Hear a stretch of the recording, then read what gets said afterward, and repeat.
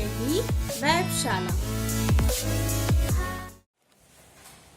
Hello students, let us come to our next chapter, that is chapter 8 patterns. So patterns मतलब वो जो किसी particular pattern में या डिजाइन में हमें दिखता है उसे हम patterns कहते हैं। जो किसी particular form में हो, particular pattern में हो या फिर किसी particular डिजाइन में हो उसे हम कहते हैं patterns। तो पैटर्न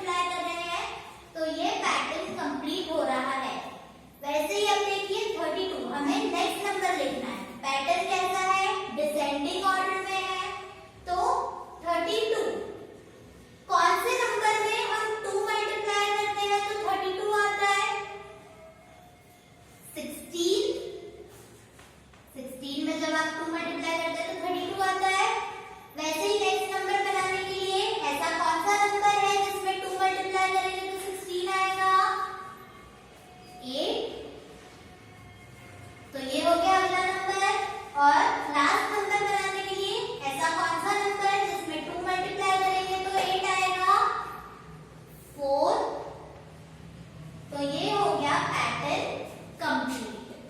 सो ये है आपका पैटर्न एडिशन। अब नेक्स्ट टाइप होता है पैटर्न इन मल्टीप्लिकेशन।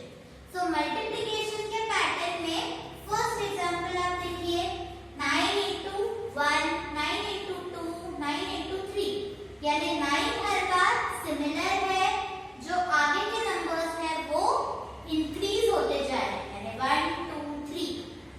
अब 9 into 1 9 होता है, 9 into 2 80। अब इसमें पैटर्न अगर आप देखिए तो 1 plus 8 इसका सम कितना होता है 9। उसी तरह से 9 into 3 देखिए, 9 into 3 is equal to 27। तो 2 plus 7 1 7, आंसर क्या आएगा 9।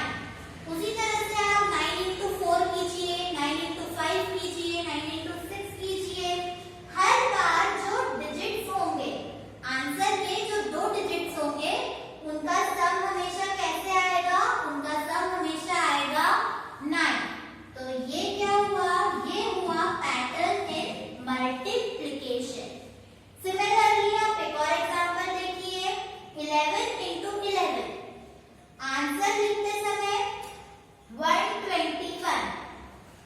11 111 into 111, आंसर 12321।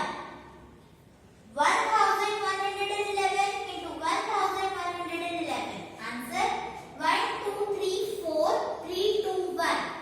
इसमें आपको कोई पैटर्न नजर आ रहा है? तो हाँ देखिए, हर बार जैसे कि 11 कितने डिजिट नंबर है, 2 डिजिट नंबर है, तो 1 2 तक जाएगा और 2 से फिर से डिक्रीजिंग ऑर्डर में नंबर आएगा। तो 1 2 1 1 और 2 दोनों इंक्रीजिंग ऑर्डर में, 2 डिजिट नंबर है। फिर 2 के बाद वापस डिक्रीजिंग ऑर्डर वाला नंबर, तो 2 के पहले क्या आता है 1। वैसे ही अब 111 3 डिजिट नंबर्स हैं, तो 3 डिजिट नंबर्स, तो आंसर के लिए 1 2 3 और 3 से फिर से डिक्रीजिंग ऑर्डर, यानी 2 and 1। वैसे ही 1111, तो आंसर लिखते समय अब ये कितने हैं 4 डिजिट्स हैं, तो 1 2 3 4 तक जाएगा और 4 से फिर से डिक्रीजिंग ऑर्डर 3 2 1। सिमिलरली जब 111111 यानी 5 डिजिट्स में 1 आएगा, तो आंसर लिखते समय 1 2 3 4 5 4 3 2 1। 6 डिजिट्स होंगे, तो 1 2 3 4 5 6 एंड देन डिक्रीजिंग ऑर्डर 5 4 3 2 1। इस तरह से पैटर्न आगे बढ़ता जाएगा। So this is pattern in multiplication. Next होता है ज्योमेट्रिक पैटर्न, जो कि शेप से फॉर्म होता है। तो अब आप देखिए, आपको फर्स्ट पैटर्न में ट्रायंगल्स दिख रहे हैं और उन ट्रायंगल्स में कुछ डॉट्स दिख रहे हैं।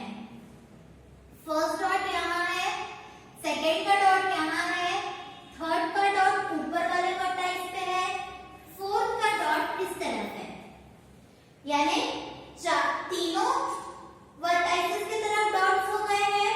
तो फिर से नेक्स्ट वाला कहां पर आएगा, इस वाले वर्टाइस के बाद ये वाला वर्टाइस, फिर ऊपर वाला वर्टाइस, फिर इधर वाला वर्टाइस। तो नेक्स्ट डॉट कहां आना चाहिए, नेक्स्ट डॉट आना चाहिए इस तरफ। तो ये हो गया आपका पैटर्न कंप्लीट। अब नेक्स्ट में आप कहां जाएंगे, नेक्स्ट वाले में फिर से ऊपर